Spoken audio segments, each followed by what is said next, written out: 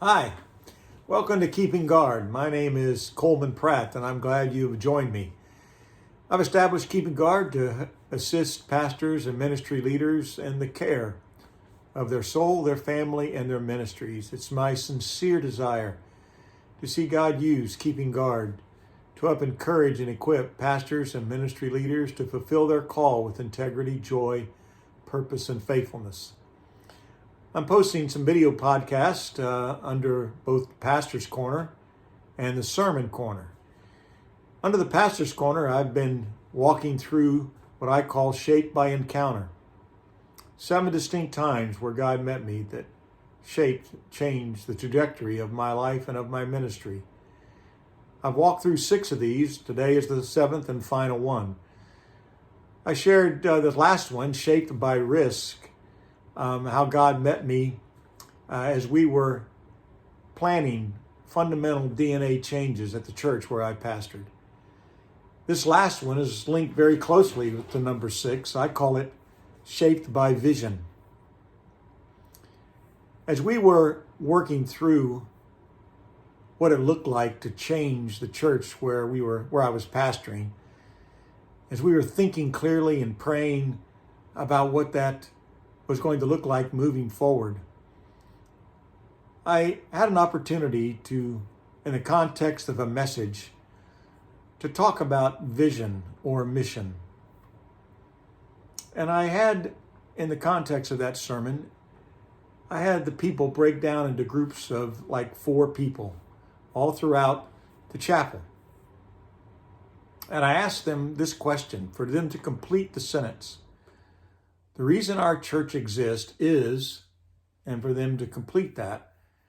And I gave them a few minutes to complete that assignment. And afterwards, as we came back together, so to speak, each group was to select a kind of a secretary or a reporter. And so I had people from all over the chapel simply share what their group came up with. And as you might guess, there was as many different vision or mission statements as there were groups in the chapel that day. And I shared with the church. It says in Proverbs, where there is no vision, the people perish or cast off restraint. But I told them, I said, just as dangerous and debilitating as no vision is if there are too many visions. Because where there are too many divisions, we like to say, it creates division. And so the leadership team that was working with me and trying to think about what the future might look like and realized that we needed to come up with a vision or mission statement.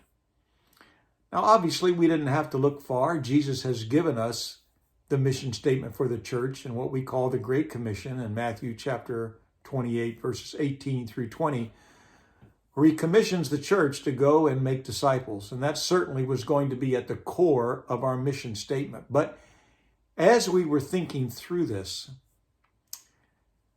I was reading in C.S. Lewis's classic Mere Christianity, and I came across something that C.S. Lewis said that I brought to the leadership team and that we adopted basically kind of right underneath the Matthew 28 passage called the Great Commission. And this is what C.S. Lewis says. He said that the church exists for nothing else but to draw men into Christ and to make them little Christ. He says if they're not doing that, then all the cathedrals, clergy, mission, sermons, even the Bible itself are a waste of time. Lewis goes on to say, God became man for no other purpose. It is even doubtful, whether the universe was created for any other purpose. End quote. Now, pastor, ministry leader, I'm sure you join me in saying that none of us want to waste our time. Nor do we want the ministries that we lead to waste our time. And as I read those words, it gave me a new kind of idea, if you will. It gave our team a new vision, if you will, of what a disciple was. And that is a little Christ. And by little Christ, Lewis nor we meant in any way that we become in any way divine or any part of deity, but in becoming a little Christ, what Lewis was driving at was that very word, becoming a disciple. For a little Christ or a disciple is someone who sees the world like Jesus sees it, feels like Jesus does when he looks at the world, responds in that way, someone who loves like Jesus, who forgives like Jesus, someone who is more and more like Jesus. And Lewis's words that if the church, if ministry is not doing that, if we don't have as the target that people become like Jesus, that they become little Christ, that they become disciples, then Lewis's words, I think, need to be heeded when he says that everything else we're doing, if it's not aimed at that, is simply a waste of time. As we continued to work as a leadership team and developing what that vision looked like, we came up with some specifics where I'm going to go into it another video podcast under the Pastor's Corner. But driving all of that was this vision, this mission. It became our North Star, that we exist for the purpose of making disciples or seeing people become little Christ. Now, after we begin to develop that, and after we did everything we knew to put that in at the DNA level of the church, I share with you a story. Sometime later, and it was quite a long time later, I did the same exact exercise. I had the people in the congregation break up into small groups. And I asked them this question, the same question. The purpose of our church, or the reason we exist, is, and I asked them to spend a few minutes and for each group to come up with an answer. After a little while, when the groups reported back, without exception, they were able to say, the purpose of our church is to make disciples or to make little Christ. And that was an incredibly important milestone in the life of the church, because now the church was operating under and out of a single vision rather than scattered visions throughout the whole congregation.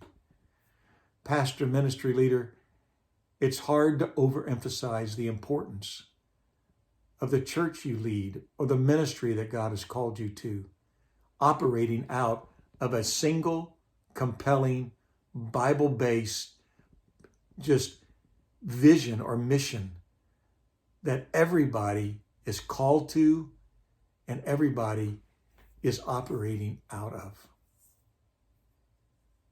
Shaped by vision. So crucial that we lead out of that single compelling vision.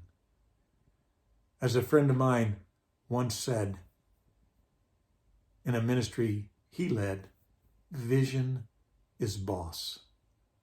In other words, that's kind of like the North Star, if you will. That is what guides and governs everything else that comes underneath it.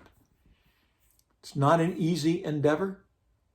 It's a challenging task, but it is well worth it And I encourage you as you think about the ministry that God has called you to sit and ask the question, maybe some key people in that ministry, what do you feel is the purpose, the vision, the mission of this church or this organization?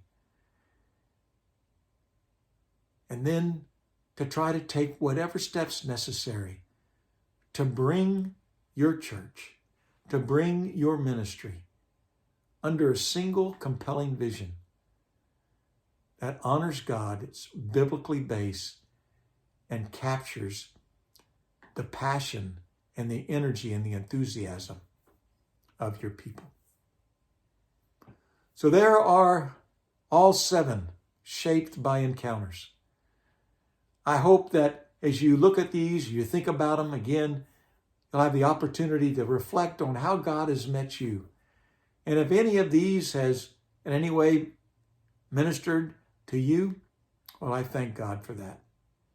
Listen, I would welcome you reaching out to me on my website here at keepingguard.org. Shoot me an email, keepingguardinfo@gmail.com. Let me know how I can be praying for you.